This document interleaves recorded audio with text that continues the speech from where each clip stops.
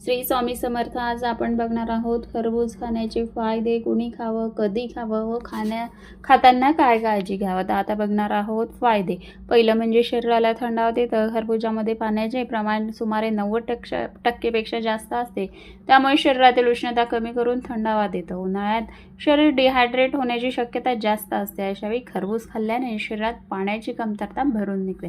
दुसरा फायदा म्हणजे डिहायड्रेशनपासून संरक्षण होतं. त्यातील पाणी आणि इलेक्ट्रोलाइट जसे की पोटॅशियम शरीरातील द्रव पातळी संतुलित ठेवतात, त्यामुळे डिहायड्रेशन, चक्कर येणे, थकवा यापासून संरक्षण होतं. पुढील फायदा पचन सुधारते. खरबुजामध्ये फायबर असतात, जे पचन क्रिया सुधारतात, यामुळे बद्धकोष्ठतेपासून आराम मिळतो आणि पचन संस्थेचे आरोग्य टिकते.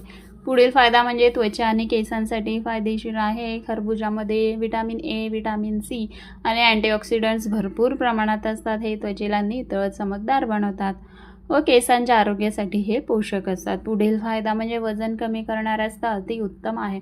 खरबूज कमी कॅलरीयुक्त असतो आणि पाण्याने भरलेला असतो, त्यामुळे पोट भरल्यासारखे वाटते. पुढील जो फायदा आहे तो म्हणजे हृदयासाठी सुद्धा चांगले आहे. खरबुजामध्ये पोटॅशियम आणि अँटीऑक्सिडंट्स असतात, जे रक्तदाब नियंत्रणात ठेवतात आणि हृदयाला सुरक्षित ठेवतात. पुढील जो फायदा आहे तो म्हणजे डोळ्यांसाठी लाभदायक आहे. व्हिटॅमिन ए याच्यात असल्यामुळे डोळ्यांसाठी हे फायदेशीरच आहे. पुढील फायदा म्हणजे ऊर्जा वाढवतो.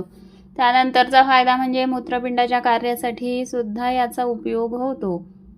तर हे होते फायदा. आता बघणार आहोत कोणी खावं, कधी खावं व काय काळजी घ्या. खरबूज हे सर्वसामान्य सर्व निरोगी व्यक्ती खाऊ शकतात. लहान मुले, 8 महिन्याच्या वयानंतरचे जे मुलं आहेत ते सुद्धा खाऊ शकतात. वृद्ध व्यक्ती सुद्धा यांना खाऊ शकतात. डायबिटीस असणारे जे पेशंट आहे त्यांनी मर्यादितच खायचं आहे, म्हणजे प्रमाणातच खायचं आहे.